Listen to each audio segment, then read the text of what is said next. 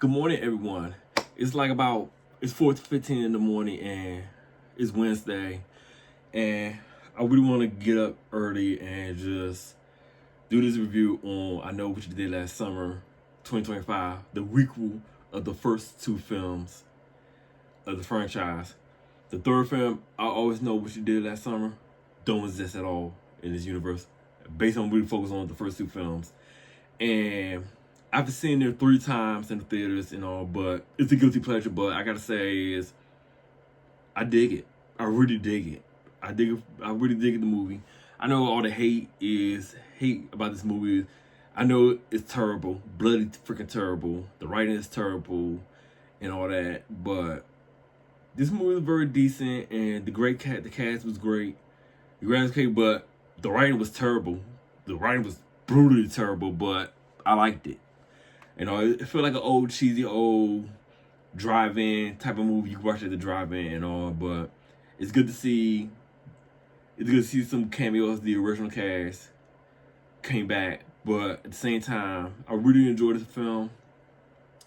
I love the kill, but I think the killings could have been better, and I feel like they rushed the production. I know they filmed this earlier at the beginning of the year, earlier this year, and I think what they should have been doing, I wish they could have took their time with the writing and the directing, all that. But I think the writing could have been more better in this film for this film.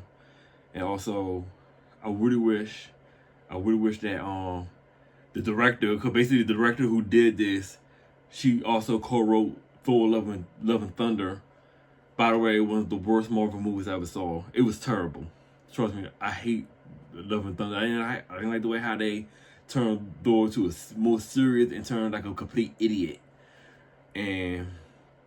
But one thing I like about this movie was I love the kills. You know, it's like a good old slasher. The movie take place 27 years after the first two films, and it's good to see everybody. Jennifer Love Hewitt and Freddie Prinze Jr. came back in this film.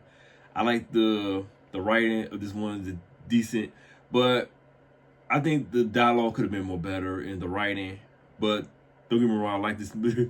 That's why I really love it. It doesn't matter. The more reviews I see about this movie, Turbo is it, the more I really want to go back and see it again and again. I've seen it 3 times already. But I actually really do like this movie. I like this movie a lot, and I think I recommend everybody really go see this movie out. Go see it for yourself. Don't listen to the opinions of the people and all. It's not perfect. It's not the best, but I recommend everybody go see this film. But in some scenes I'm really confused. There's one scene of this character, one scene fighting off the killer, up in the lead, then, you know it, cut through, he walking up the stairs, struggling. I said, okay, there's no explanation of what happened over the last 20 years, 27 years between what happened between Judy and Ray. I wish it could have been more explaining to do after what happened at the end of I Still Know What You Did Last Summer, after she got pulled from under by Ben Willis. What really happened after the events? How she got away from Ben Willis at the end of I Still Know What You Did Last Summer. There's no explanation what happened after the last 27 years.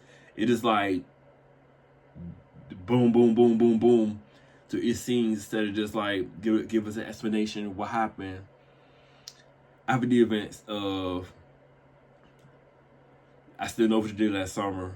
But I know how Ray and what happened with Ray and Julie.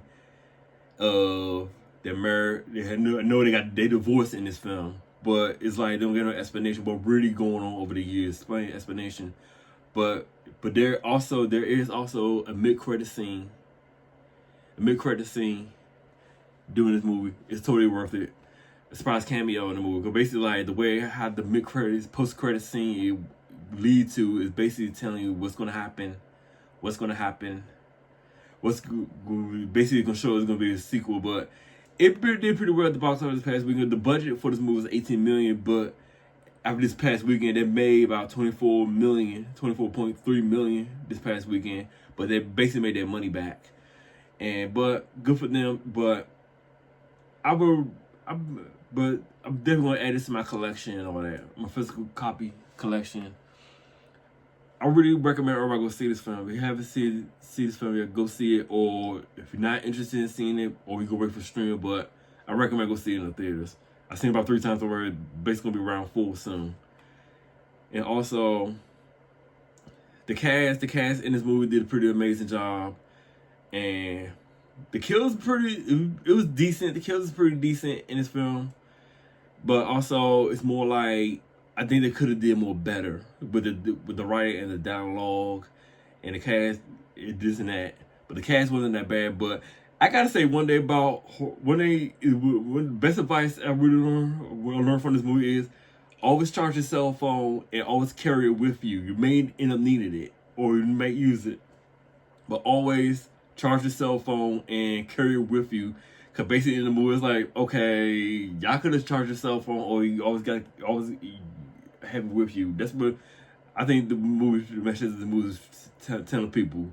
Always charge your cell phone and carry it with you. Because basically, you know how in horror movies, basically the phone will always go dead before you really want to need help and all that. But I recommend everybody go see this film, and I hope everybody goes. And I hope everybody have a nice day. Have a good day, good Wednesday. And my next review will be Trouble. I saw this past weekend, the early screening this past weekend. Be sure you look out for that review, and bye.